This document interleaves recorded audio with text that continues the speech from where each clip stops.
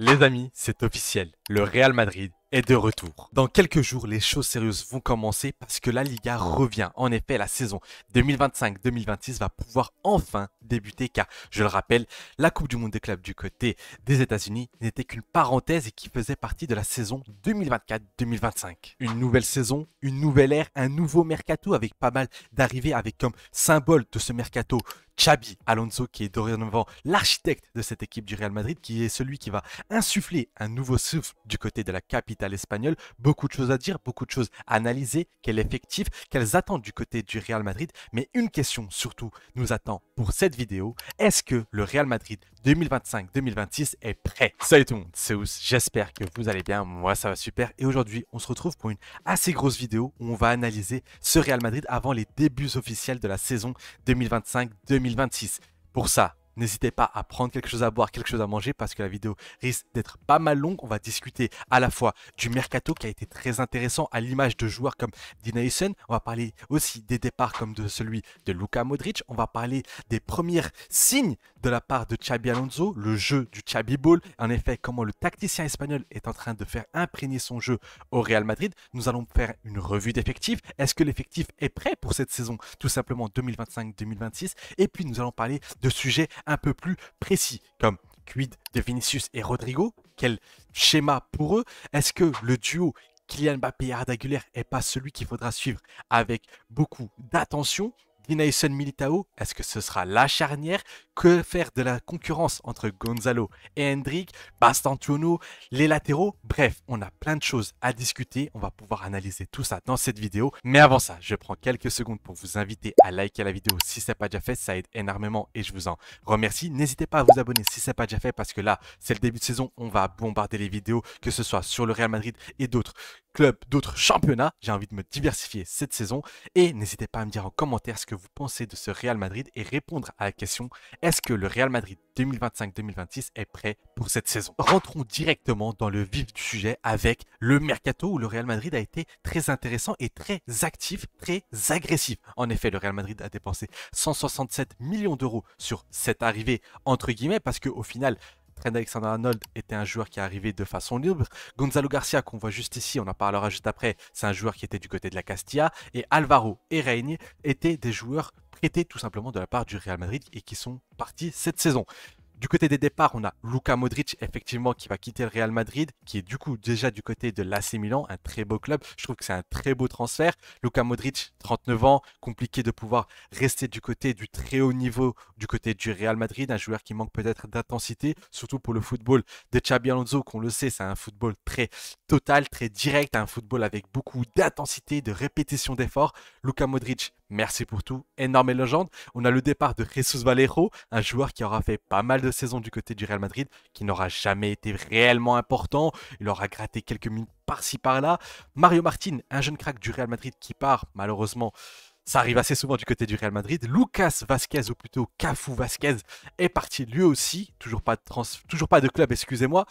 Bon, il devait partir avec l'arrivée de Trent, avec Carvajal qui est de retour. Je ne voyais pas une cohabitation avec les deux autres latéraux. Sinon, ce sont des transferts assez anodins. Maintenant, du côté des arrivées, nous avons de très grosses arrivées. Notamment, peut-être l'une des plus grosses cette saison, selon moi, Dean Huysen, tant ce joueur est générationnel. Ce défenseur central sait absolument tout faire. Il est solide défensivement, il est capable de relancer le ballon. Pour moi, c'est déjà un indispensable du côté du Real Madrid de Xabi Alonso, recruté pour 60 millions à 20 ans seulement, mais tu recrutes un international espagnol, tu recrutes un joueur d'avenir et un joueur qui, selon moi, va marquer cette génération de défenseurs. Pour moi, ce joueur, les 10-15 prochaines années, c'est pour lui et pas au Koubarsi. Je suis presque plus enchanté par Dean Huysen. C'est vraiment un monstre et un joueur qui est capable de faire énormément de choses et surtout un joueur, tu as l'impression d'avoir un Toni Kroos en défense. Ensuite, tu as Alvaro Carreras, aussi un latéral gauche parce que le Real Madrid cette saison s'est refait toute sa paire de latéraux avec Alvaro Carreras et Trent Alexander-Arnold, des joueurs que j'ai analysés pour ceux qui ont l'habitude de me suivre et qui sont abonnés à ma chaîne YouTube. Si ce n'est pas le cas, n'hésitez pas à le faire pour les nouveaux. Alvaro Carreras, 22 ans, joueur, l'un des meilleurs joueurs de Benfica la saison dernière, formé au Real Madrid en partie, un joueur qui apporte énormément, un joueur technique, un joueur solide défensivement qui peut répéter les efforts, un joueur qui connaît le haut niveau, un joueur espagnol qui va pas tarder à être un international aussi. Bref, un joueur que j'ai très hâte de voir un peu plus du côté du Real Madrid et surtout quand tu as passé plusieurs saisons avec Ferland Mendy qui est capable du pire comme du meilleur et surtout d'un Fran Garcia qui selon moi n'a pas le niveau, même si lors de cette Coupe du Monde des clubs, attention, il a été assez intéressant, entre guillemets, on en parlera dans la revue d'effectifs. Du côté droit de la défense, nous avons Trent qui est arrivé, un joueur de classe mondiale tout simplement, un joueur qui arrive pour 0 €, même si ici on est en train de voir 10 millions d'euros, c'est la somme qu'a payé le Real Madrid pour pouvoir le récupérer pour la Coupe du Monde des clubs. Trent, un joueur qu'on connaît ses qualités, un joueur ultra technique, une qualité de passe digne d'un quarterback, un joueur qui est capable de déposer le ballon où il veut. Mais attention, il y a toujours vraiment cet inconnu au niveau de son aspect défensif. On sait que c'est un joueur qui ne brille pas par son aspect défensif. Maintenant, il faudra voir. Pour l'instant, du côté du Real Madrid, avec cette Coupe du Monde des clubs, ce match de préparation, c'est entre guillemets une déception parce qu'on n'a encore rien vu de très spécial autour du joueur anglais. On va lui laisser le temps. On sait que l'adaptation du côté des joueurs anglais, quand ils sortent de leur pays, c'est assez compliqué. Mais voilà, j'ai confiance en Alexander-Arnold. Du côté d'une autre arrivée, nous avons Franco Mastantuono, un crack générationnel. Encore une fois, j'ai l'impression de me répéter.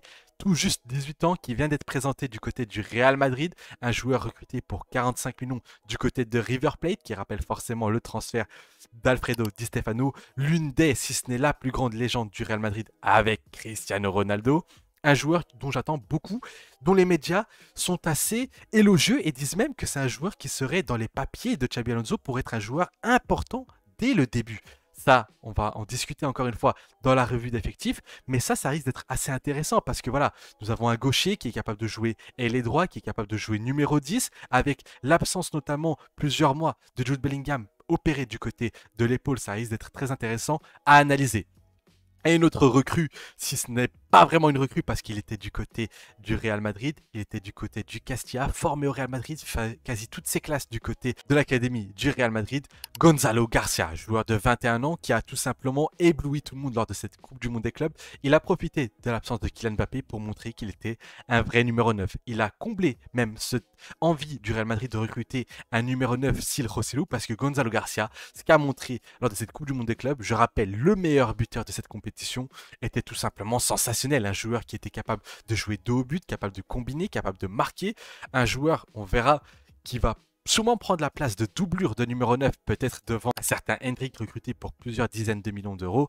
Nous allons voir dans la revue d'effectifs qui, selon moi, va être le joueur qui sera la doublure officielle du numéro 9. Mais en tout cas, très très belle recrue, entre guillemets, parce qu'il n'était pas dans les plans. Il a été fait monter par Xabi Alonso qui fait confiance aux jeunes. Il a montré, il a prouvé et maintenant il fait partie de l'équipe première tout simplement. Passons maintenant du côté de la revue d'effectifs. En effet, le Real Madrid a-t-il un effectif assez dense pour pouvoir être compétitif dans toutes les compétitions? On le sait, le Real Madrid a comme objectif de remporter tous les trophées lors d'une saison parce que c'est ça l'exigence d'être le plus grand club du monde. Commençons par les gardiens de but. Là, il n'y a rien à dire. Tu as du côté titulaire Thibaut Courtois, toujours l'assurance touriste, un joueur qui sauve constamment le Real Madrid, même pas besoin d'en parler plus que ça. André Lunin, un remplaçant parfait. Gonzalez, qui est un gardien jeune, remplaçant, qui peut être intéressant de temps en temps à faire jouer. Maintenant, du côté de la défense centrale. Bon, là, il y a pas mal de choses à dire. On le sait, Xabi Alonso veut jouer avec une défense à 3. Pour l'instant, est-ce qu'il a le matériel pour pouvoir jouer avec une défense à 3? J'en ai pas la certitude. Lors du match amical face à Tyrol, il a décidé d'opter pour une défense à 4 avec notamment Heusen Militao. Mais on le sait que Rudiger aura aussi son mot à dire dans cette compétition, dans cette concurrence. On sait que Raúl Asensio a fait une Coupe du Monde des clubs assez compliquée. Mais est-ce qu'il faut pour ça oublier les 6 mois qu'il avait fait avant l'arrivée de Xabi Alonso, où il avait été tout simplement monstrueux, où il avait sauvé une partie du Real Madrid, tant il y avait une pénurie au poste de défenseur central? Est-ce que ça va suffire? Quid de David Alaba? Pour moi, David Alaba, si c'était possible, il fallait vraiment s'en séparer lors de ce mercato. Malheureusement, je pense que ça va être compliqué. Il a un très gros salaire, il ne veut pas dormir dessus, il veut rester, il veut essayer de s'imposer du côté du Real Madrid. Maintenant, les rumeurs disent que s'il y a plus une place au milieu de terrain plutôt qu'en défense centrale, est-ce que Dean Heusen, Raúl Asensio, Militao et Rudiger, c'est suffisant en défense centrale? Ça me paraît assez juste maintenant à voir si, parce que Alvaro Carreras a cette capacité de pouvoir s'incruster dans une défense à 3 en tant que centrale. On sait que Dani Carvajal est une option aussi à ce poste. On sait qu'Aurélien Tchouaméni est aussi une option. À voir. Maintenant, mon titulaire, mon 11 titulaire, je le donnerai en fin de vidéo. Mais dès maintenant, je peux vous dire que D-Nation en fera partie parce que ce joueur est tout simplement générationnel. C'est un joueur qui m'impressionne match après match, minute après minute. Sa capacité à casser des lignes avec le ballon, avec ses passes, capable de faire des transversales, cette aisance technique, cette capacité à ne pas stresser quand il y a un pressing devant lui. C'est un joueur qui est très calme, mais c'est un joueur qui impose aussi aux adversaires, très bon défensivement. Bref, c'est un joueur qui m'impressionne tout simplement. Passons dorénavant du côté des latéraux avec Alvaro Carreras, la recrue, parlons directement de lui, un joueur qui lui aussi, j'attends énormément de lui, de ce que j'ai vu, de ce que j'ai analysé, notamment lors de ma vidéo, c'est que c'est un latéral qui a énormément de potentiel, c'est un latéral la saison dernière qui avait stoppé Lamine Yamal, qui avait en tout cas donné beaucoup de fil à retordre à Lamine Yamal, c'est un défenseur qui moderne, qui est capable de s'incruster à la fois au milieu de terrain, qui est capable de se projeter en attaque, qui est capable d'être très solide défensivement. Donc ça, c'est quelque chose qui me plaît énormément du côté du défenseur et qui est capable aussi d'être assez polyvalent. Maintenant, pour moi, lui, c'est le titulaire indiscutable. Même si, attention, Fran Garcia a fait une très belle Coupe du Monde des clubs, même si, attention, on sait que en termes de niveau, pour moi, c'est quand même assez maigre, notamment dans les très grandes rencontres. Et tu as encore Ferland Mendy. Moi, dans l'idéal, j'essaierai de me séparer du français parce que gros salaire, parce que joueur très fragile qui se blesse énormément, qui est encore blessé, un joueur qui, on n'a pas de garantie sportive avec lui. On sait qu'il est capable d'être un excellent latéral défensif, mais offensivement, ça n'a jamais été quelque chose de très impressionnant, voire très médiocre en fait. Donc voilà, je me séparerai plutôt de Ferland Mendy. Fran Garcia est un peu plus jeune, Ferland Mendy a déjà 30 ans. Je me séparais du côté du français. Maintenant, du côté des latéraux droits, on a aussi quelque chose de pas mal. On a Daniel Carvajal qui est de retour des blessures. Maintenant, à quel niveau il va revenir? Il a fait un plutôt bon match lors du premier match de préparation, mais dans quel état physique il va être? Rappelons qu'il a 33 ans, qu'il va sur ses 34 ans. Est-ce qu'il va pouvoir assumer toute une saison? Maintenant, ça fait toujours du bien d'avoir un tel défenseur droit du côté du Real Madrid, même en doublure, parce que Alexander Arnold, je pense, sera le titulaire du côté du Real Madrid, même si, attention, ça va dépendre de l'animation, parce que je pense que si c'est une défense à 4, je pense que Carvajal aura beaucoup de chances de jouer, notamment les très gros matchs, parce qu'il a une valeur certaine qu'il peut apporter sportivement. Trent a tout à gagner du côté du Real Madrid. Maintenant, il doit prouver, il doit montrer qu'il est capable d'être solide défensivement et surtout de capable d'apporter à la fois à la construction, parce qu'on le sait, quand tu as un Trent dans ton équipe, tu l'attends pas dans l'aspect défensif, tu l'attends dans l'aspect de la création du jeu, dans l'aspect offensif, comme il le faisait du côté de Liverpool. Et ça, il y en aura grandement besoin. Mais en tout cas, défensivement, par rapport à la saison dernière, il y a clairement une plus-value. Tu as recruté D-Nation qui est un crack, tu as recruté Carreras qui est un très bon joueur, tu as recruté Alexander Arnold qui est un joueur de classe mondiale. Donc pour moi, tu as fait une plus-value au poste de défenseur. Passons maintenant du côté du milieu de terrain. Et comme vous pouvez le voir, Aurélien Tchouaméni est le premier dans la liste. Et pour le coup, Tchouaméni qui avait été très chahuté la saison dernière, qui avait eu des moments très compliqués lui aussi, notamment en début de saison, jusqu'à la mi-saison, il a été sifflé par le Bernabéu. On a été très critique. Moi, compris, j'avais été très critique avec lui, mais il faut dire que les 6 derniers mois qu'il a fait du côté du Real Madrid sont très très bons, voire très impressionnants, l'un des meilleurs madrilènes. Un milieu de terrain qui a fait tout ce qu'on lui demande, c'est-à-dire qui a été solide défensivement, qui a été bon à la relance, et là, les matchs que je vois avec Xabi Alonso, je trouve qu'Aurélien Tchouaméni prend de l'ampleur, il prend cette plus-value. Je pense que vraiment, Xabi Alonso est en train de donner des consignes différentes à un Aurélien Tchouaméni. Quand tu vois le match précédent face à Tyrol, où il est notamment dans la fiche de match, excusez-moi, où il a été à la passe décisive, notamment pour Kylian Mbappé, je trouve que Tchouaméni apporte un peu plus offensivement. C'est un joueur qui va donner des ballons vers l'avant, qui va arrêter de stagner à rester dans sa zone. En effet, le Tchouaméni qui est capable de récupérer quelques ballons et de rien faire, le Tchouaméni yaourt nature au final, ben, on ne le voit plus. On voit un Tchouaméni avec beaucoup de caractère, beaucoup de hargne, qui se bat, qui se place bien. D'ailleurs, ce rôle de 3e défenseur central lui va à merveille. D'ailleurs, lors de la Coupe du Monde des clubs, c'était vraiment l'une des animations de Xabi Alonso que j'avais le plus aimé parce qu'on avait l'impression de voir que Tchouaméni se plaisait parfaitement bien. Il s'incrustait parfois sans ballon entre les deux défenseurs centraux. Il montait avec le ballon pour être à la relance. Il était beaucoup plus propre techniquement. Tu sens que le joueur est en train de passer un cap et il est dans la bonne direction. S'il continue ainsi, il va très rapidement devenir un indispensable de ce Real Madrid.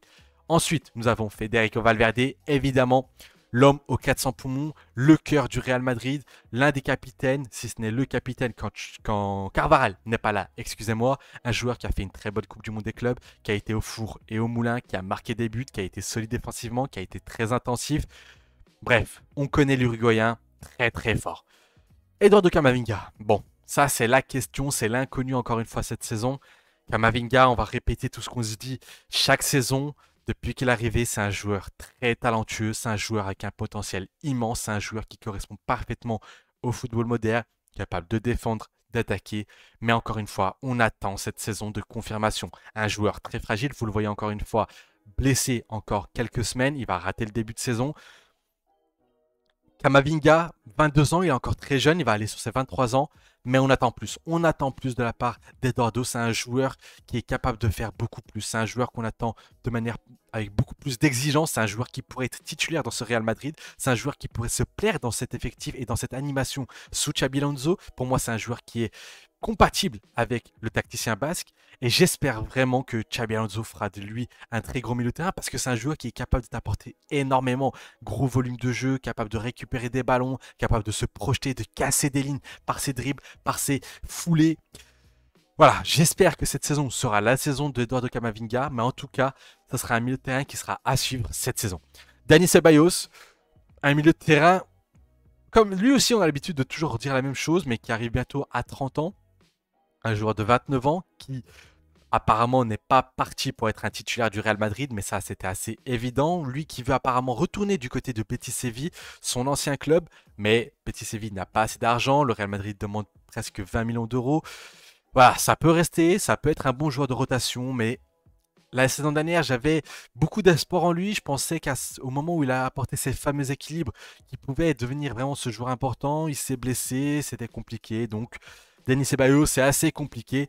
Jude Bellingham, qui lui, bon, on attend toujours le très grand Jude Bellingham. Il s'est enfin fait opérer à l'épaule. On va enfin récupérer un Jude Bellingham à 100%. Mais attention, quand je dis on va récupérer, c'est pas tout de suite. Est-ce qu'ici on a la date de retour? Retour inconnu pour l'instant, mais c'était 2 ou 3 mois, donc il va rater une bonne partie du début de saison. Mais attention, ça reste une recrue de taille. Pourquoi je dis recrue? Parce qu'après 2-3 mois, quand il va arriver, ça va faire énormément de bien au Real Madrid. Je pense qu'il y a des joueurs qui pourront le remplacer. Nous allons voir dans un instant. Mais en tout cas, Jude Bellingham, évidemment que ce sera un joueur à suivre et un joueur très important. Arda Güler, le numéro 15, le meneur de jeu, 20 ans, 2005. Voilà, lui c'est la révélation de ce début de saison, entre guillemets, de cette fin de saison avec la Coupe du Monde des clubs. Xabi Alonso a décidé d'en faire de lui son métronome, son Florian Wirtz, son joueur par qui le ballon passait. Lors du match face à Tyrol, encore une fois, il a été exceptionnel.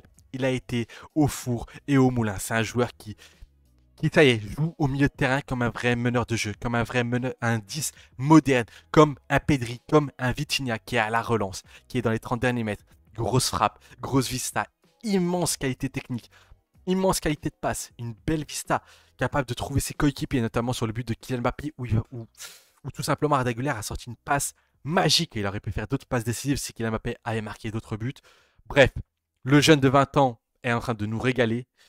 On a toujours été dans le train ici. J'ai toujours adoré ce joueur. C'est un joueur que j'apprécie particulièrement. C'est un joueur qui provoque et qui procure des émotions. C'est un joueur qui pue le football. C'est un joueur qui est capable de monter très haut dans le football. C'est un joueur très très talentueux. Moi, j'ai pas peur de le dire. C'est l'un des plus talentueux actuellement dans le football. J'ai pas peur de le dire. Pour moi, son talent est comparable à celui d'un Lamine Yamal. Attention, il n'est pas aussi précoce qu'un Lamine Yamal, mais pour moi, c'est un talent. C'est un diamant brut et je suis sûr que Xabi Alonso va en faire de lui un monstre de joueur. C'est un joueur qui va pouvoir exploser avec Xabi Alonso et ça me fait extrêmement plaisir. Les clés du camion lui sont enfin données. Il joue enfin dans une position qui le met en valeur, qui met ses qualités en avant. Donc, Arda Güler, mon copain, on va te suivre cette saison. Côté offensif, côté incertitude, parce qu'il y a pas mal de joueurs qu'on ne sait pas encore ce qui va se passer dans les prochains jours. On va commencer avec Vinicius Junior. Je parlerai du malaise autour de Vinicius Junior dans quelques minutes. Ne vous inquiétez pas, restez dans la vidéo. Et d'ailleurs, n'hésitez pas à vous abonner si vous êtes encore dessus et lâchez votre meilleur pouce bleu. Évidemment, Vinicius Junior, l'un des patrons de cette équipe du Real Madrid, qui sort d'une saison assez moyenne, qui fait un début sous Xabi Alonso assez moyen. Il est en train de chercher ses repères. Il fait les efforts, mais on attend bien évidemment beaucoup plus de Vinicius Junior. Pourquoi? Parce que pour moi, il a le standing d'un ballon d'or, donc j'attends de lui des saisons ballon d'or. Mais Vinicius, on en parlera plus tard. Rodrigo, problème aussi. Est-ce qu'il va rester? Est-ce qu'il va partir? Est-ce qu'il va être remplaçant? Est-ce qu'il va accepter d'être remplaçant? Là aussi, beaucoup d'incertitudes, mais si tu peux garder un Rodrigo remplaçant, pourquoi pas? Maintenant, le Real Madrid a recruté énormément. Est-ce que le vendre rapporterait pas mal de cash et ferait du bien aux balances madrilènes? À voir, on en parlera dans quelques instants. Brahim Diaz, lui qui va pouvoir apporter comme d'habitude dans l'axe, à gauche, à droite, presque au milieu de terrain, en numéro 10, en numéro 9. Bref, le couteau suisse, ou plutôt le couteau marocain, un joueur qui déçoit que rarement quand il rentre dans le jeu, mais qui a un peu de mal à devenir un titulaire indiscutable. Je ne pense pas qu'il deviendra un titulaire indiscutable, mais qui peut apporter en sortie de banc, qui peut vraiment être ce 12e homme, 13e homme, entre guillemets. Ensuite, nous avons Franco Mastantuono, un crack générationnel argentin, un joueur qui, je pense, va être important du côté du Real Madrid. Je pense qu'il aura plus qu'un rôle de rotation. Je pense qu'il peut être un remplaçant numérique de Jude Bellingham durant son absence. Je pense qu'il va être très important. Je pense que Xabi Alonso va essayer de l'intégrer assez rapidement. Malheureusement, il vient de débarquer du côté du Real Madrid. Je pense que qu'il va gratter des minutes, mais pour être titulaire, j'attendrai quand même. Même si, attention, j'ai beaucoup d'espoir en ce joueur et je pense vraiment que Franco Mastantuono, c'est un joueur spécial. C'est un joueur qui peut bouleverser les statuts au sein du Real Madrid et qui peut devenir un titulaire à seulement 18 ans. On en reparlera dans quelques semaines. Pour l'instant, ça peut être un peu trop tôt de ma part. Ensuite, nous avons Kylian Mbappé, le nouveau numéro 10 du Real Madrid. Bon, c'était quasi sûr qu'il allait récupérer le numéro 10. Ça se joue entre lui et Arda Güler, mais Arda Güler, c'était un poil trop tôt. Côté marketing, c'est mieux avec Kylian Mbappé. Et Kylian Mbappé, qu'on sent un peu mieux, je le sens plus en forme. De toute façon, je ne pense pas qu'il pourra faire une saison moins bonne que la saison dernière en termes de football pur, parce qu'effectivement, en termes de stats, c'est un joueur qui stat énormément, c'est un joueur qui sait comment marquer des buts, c'est un joueur qui marquera toujours énormément de buts. Ça, c'est une des garanties de Kylian Mbappé, c'est qu'il te garantit 30, 35, 40, presque 50 buts par saison, tu n'as rien à craindre à ce niveau-là. Mais on veut voir le Kylian Mbappé qui prend la profondeur, comme lors du dernier match face à Tirol, où il marque un doublé, il a été très intéressant. Un Kylian Mbappé qui a été assez électron libre, assez libre sur le terrain, et ça peut être très très intéressant, notamment avec son duo Arda Güler. Je pense vraiment que Kylian Mbappé peut faire une très très grosse saison. Peut-être que je m'emballe, mais si le Real Madrid tourne bien, je pense que ça passera par un très très gros Kylian Mbappé, non seulement par les stats, mais dans le rectangle vert, et je pense vraiment qu'il peut nous choquer en ce début de saison, parce que effectivement, pour certains, ils vont dire qu'il a fait une bonne saison la saison dernière. Moi, j'en attends beaucoup plus de lui. On a tous l'image de Luis Enrique qui dit à Kylian Mbappé, tu es un phénomène, mais pour moi, ça suffit pas. Avec Kylian Mbappé, nos exigences sont comme Vinicius, celles d'un ballon d'or. Ce sont des joueurs qui sont capables qui font partie du gratin mondial du football. Donc effectivement, j'en attends énormément de sa part. Ensuite, nous avons Endrick et Gonzalo Garcia, les deux joueurs qui vont se battre pour une place de remplaçant. Évidemment, Endrick pourra jouer aussi sur le côté, Gonzalo Garcia aussi, même si j'aime pas le voir sur le côté parce que ses qualités sont d'un vrai numéro 9, alors qu'Hendrick a plus les qualités de pouvoir être sur les ailes, de pouvoir être dans l'axe. Il est capable d'être un peu plus polyvalent. J'ai hâte de voir tout ça. Après avoir parlé de la section Mercato, après avoir fait une revue d'effectifs, parlons de plusieurs points que je trouve très importants qui vont conditionner ce Real Madrid et qui vont montrer si ce Real Madrid est prêt pour cette saison 2025-2026. Et commençons tout simplement avec le point, le duo Kylian Mbappé.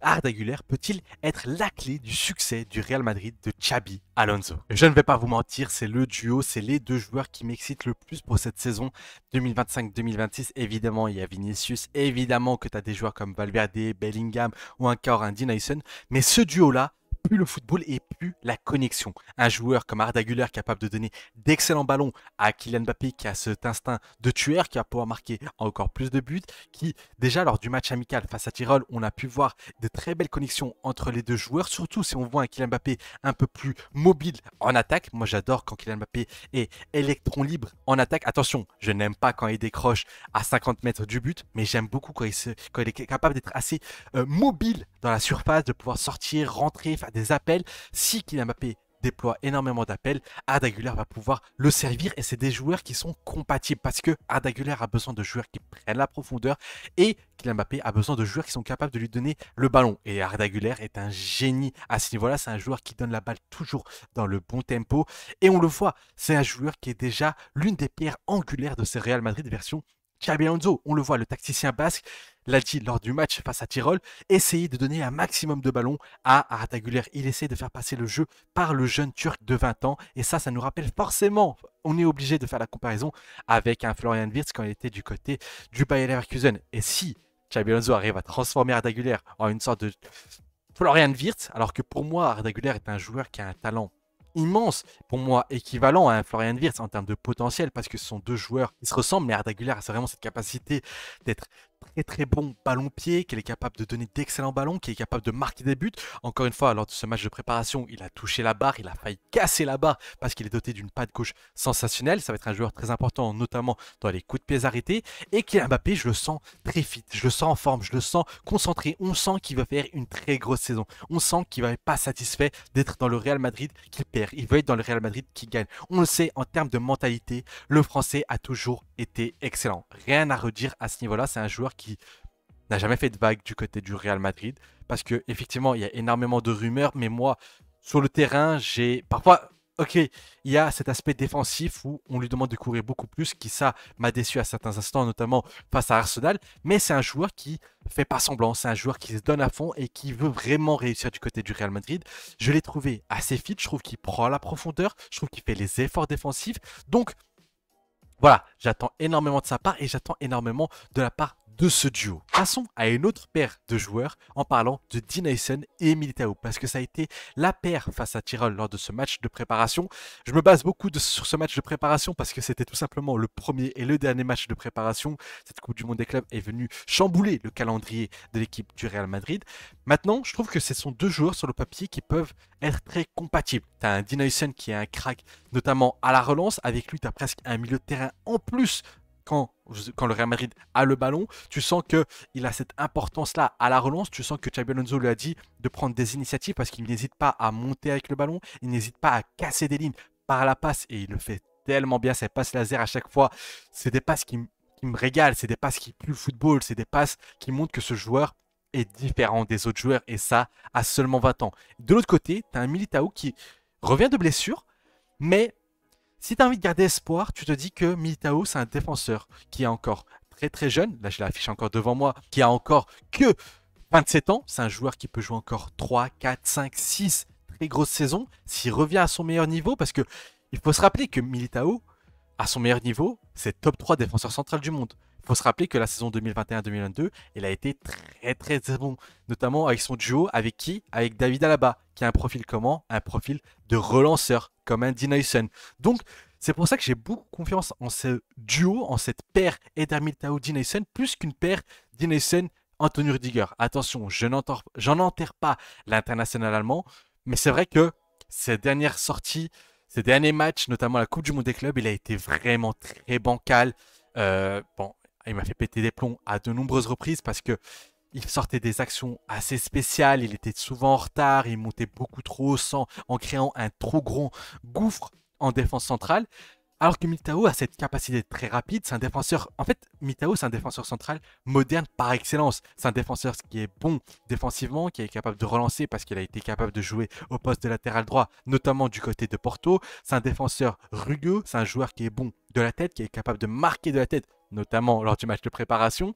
Et c'est un joueur qui est assez rapide, donc qui peut couvrir des espaces dans le dos. Pourquoi je dis ça? Parce que ça va être très important avec le style de jeu de Xabi Alonso. On le sait, c'est une équipe qui va être assez haute sur le terrain, qui va essayer de monter très vite et qui va laisser beaucoup d'espace dans son dos. Dinayson est très athlétique, il peut couvrir énormément d'espace. Rudiger, j'ai un peu plus de doutes. David Alaba, j'oublie. Raúl Asensio peut être intéressant dans ce domaine-là, même si voilà, il va devoir reprendre confiance en lui, dans la rotation, dans la concurrence, je le vois bien avec un Eder Militao. Mais c'est vrai qu'un Eder Militao, la paire Militao-Dinayson, peut être très importante pour ce Real Madrid, pour la réussite notamment de Xabi Alonso au Real Madrid. Je pense vraiment que ça peut passer par là, parce qu'on le sait que la défense la saison dernière était catastrophique, calamiteuse jusqu'à même l'arrivée de Raúl Asensio. Donc voilà, Militao, Dinayson peut être le duo qui va faire step up le Real Madrid défensivement. Maintenant, quid de Vinicius Junior? On le sent depuis plusieurs semaines maintenant, plusieurs mois maintenant, que le Brésilien n'est pas heureux au Real Madrid. On le sent on n'a pas le joueur samba, on n'a pas le joueur émotionnel, parce qu'on le sait, Vinicius Junior est un joueur qui fonctionne à l'affect, à l'émotion. C'est un joueur, plus il est heureux, plus il sera bon. Et pour l'instant, j'ai pas l'impression de voir un joueur très heureux. J'ai l'impression de voir un joueur qui applique les consignes, mais qui ne fait pas plus que ça, qui se dépense pas plus que ça, alors que c'est un joueur qui a le Real Madrid dans l'âme. C'est un joueur qui aime le football. C'est un joueur qui nous fait vivre des frissons. Est-ce que c'est dû à la nouvelle formation tactique? J'ai pas l'impression parce qu'il est quand même sur son côté gauche, il est collé à la ligne, il fait ce qu'il sait faire. Mais pourquoi il ne dribble plus? Pourquoi il ne provoque plus? Est-ce que c'est dû à son histoire de prolongation? Moi, je refuse de croire que qu'il n'y a pas de lien entre les deux. Je pense qu'il y a un lien entre sa méforme sportive et forcément cette prolongation qui traîne, qui traîne, qui traîne et qui commence à mettre un peu plus le couteau sur la gorge du Real Madrid parce que le Real Madrid se retrouve dans une situation qu'ils connaissent très bien parce que le Real Madrid a l'habitude de recruter des joueurs en fin de contrat, mais perdre des aussi gros joueurs en fin de contrat, ils n'ont pas l'habitude. Et là, si je ne me trompe pas, Vinicius Junior, son contrat entre guillemets, court jusque 2026. Et ça peut faire peur du côté du Real Madrid. 2027, excusez-moi. Il court jusque 2027, ce qui veut dire que la saison prochaine, il ne resterait qu'un an de contrat, où là, il aurait le contrôle de son contrat, et là, le Real Madrid serait dans une situation assez problématique. Tu perdrais un joueur avec une valeur de 170 millions d'euros, un joueur qui fait partie du gratin du football, qui quand il est en forme, pour moi, je le dis assez souvent, c'est l'ailier, voire l'attaquant le plus complet de la planète, un joueur qui est capable de dribbler, provoquer, marquer, passer, centrer, extraire du pied, faire les efforts défensifs. Pour moi, tu dois tout faire pour garder Vinicius Junior, mais attention, si vraiment ce chantage entre guillemets entre Vinicius et Real Madrid continue à durer des mois et des mois, que ça devient un feuilleton qui va venir empoisonner Real Madrid, il faudra prendre des décisions. Je n'ai pas envie de voir Vinicius quitter Real Madrid. C'est pour moi un joueur ultra important. C'est un joueur qui, selon moi, a seulement 25 ans. Tu dois miser sur lui encore presque une décennie encore. C'est un joueur qui peut apporter tellement plus. C'est un joueur qui est tellement fort, qui peut tellement s'incruster dans ce football de Xabi Alonso. Je serais vraiment déçu si le Real Madrid s'en sépare. Mais maintenant, il y a une réalité. C'est qu'aujourd'hui, Vinicius Junior n'est pas à son meilleur niveau. Il y a Rodrigo, maintenant parlons aussi de Rodrigo, qui lui, apparemment, aimerait quitter le Real Madrid, mais en même temps, il montre sur les réseaux sociaux qu'il veut rester au Real Madrid, qu'il veut se battre pour sa place, mais est-ce qu'il est prêt à rester et ne pas être un titulaire indiscutable? Parce que j'ai pas l'impression que c'est un titulaire indiscutable du côté de Xabi Alonso, surtout avec l'arrivée d'un Mastantuono, surtout avec le fait que Xabi Alonso joue avec 2 attaquants et pas 3 attaquants. Donc, si tu perds Vinicius, est-ce que tu laisserais partir un Rodrigo? Si tu perds Rodrigo, tu serais dans l'urgence de prolonger Vinicius. Voilà, il y a un gros problème au niveau de ces 2 Brésiliens au Real Madrid. Florentino Pérez a énormément de travail sur les épaules. Il va devoir trouver une solution. Mais pour l'instant, effectivement, ça, c'est une inconnue qui peut empoisonner ce Real Madrid pour le reste de la saison. Attention, je ne suis pas là à jeter la faute sur le Real Madrid, sur Vinicius Junior. C'est des questions de contrat, c'est des questions d'argent. Moi, je vous avoue, si ça tenait qu'à moi, je prolongerais Vinicius, peu importe le salaire. Et voilà, tu gardes Vinicius Junior parce que pour moi, quand il est en forme, c'est peut-être le meilleur joueur du monde. Mais voilà, il y a une réalité économique. À voir ce qui va se passer parce que Vinicius Junior, s'il part, c'est une bombe. Et à ce moment-là, ça change tes plans au niveau du mercato. Que faire avec Rodrigo? Donc voilà, ce sont 2 dossiers qui sont forcément liés selon moi. Même si mon pronostic, c'est que Vinicius Junior va prolonger du côté du Real Madrid et que Rodrigo va quitter le Real Madrid du côté de City d'ici la fin du mercato. Et si Rodrigo part, eh bien, il est l'heure de parler de Franco Mastantuono, le crack générationnel du côté de River Plate qui débarque du côté de la capitale espagnole au Real Madrid. Un joueur qu'on a analysé sur la chaîne, un joueur qui est capable de faire énormément de choses, d'éliminer, de donner d'excellents ballons, de jouer en tant que numéro 10, d'accélérer le jeu. Un joueur qui est capable d'avoir un profil assez similaire à Di Maria, mais qui est un peu plus provocateur, qui est capable de casser des lignes, de dribbler. Un joueur qui crée du jeu, qui est dans la créativité, dans l'invention du football. Un joueur que je pense sincèrement peut avoir un rôle très important et il faudra faire très attention à lui. Je pense vraiment, comme je l'ai dit dans la revue d'effectifs, que c'est un joueur qui peut chambouler les statuts du côté du Real Madrid. J'avais dit la même chose avec Arda Güler il y a quelques mois sur Twitter. Je pense que Mastantuono va aussi faire pareil et un peu plus rapidement qu'Arda Güler. Et enfin, l'un des derniers points que j'aimerais aborder lors de cette grande vidéo, encore une fois, n'hésitez pas à liker. Les amis, si vous êtes encore là, ça aide énormément la chaîne et n'hésitez pas à vous abonner et me dire vos avis en commentaire. Je les lis tous et je like constamment, donc n'hésitez pas. Gonzalo vs Hendrick. 2 numéro 9, un qui n'était pas du tout attendu, Gonzalo. Hendrick, qui la saison dernière, attention, a maximisé ses minutes, a marqué pas mal de buts, notamment dans des moments importants. Un joueur qui a fait forte impression, encore très très jeune lui aussi. Il n'a pas encore 20 ans, c'est un joueur qui est capable de faire énormément de choses. Donc voilà, pour moi à l'heure actuelle, Gonzalo part avec une avance parce que ce qu'il a fait avec le Real Madrid de Xabi Alonso lors de cette Coupe du Monde des clubs en étant le meilleur buteur pèse énormément. Maintenant, Hendrik, j'ai l'impression que les projets sont plus de le faire jouer en tant que ailier droit, ailier gauche, bref, derrière l'attaquant plutôt qu'en numéro 9.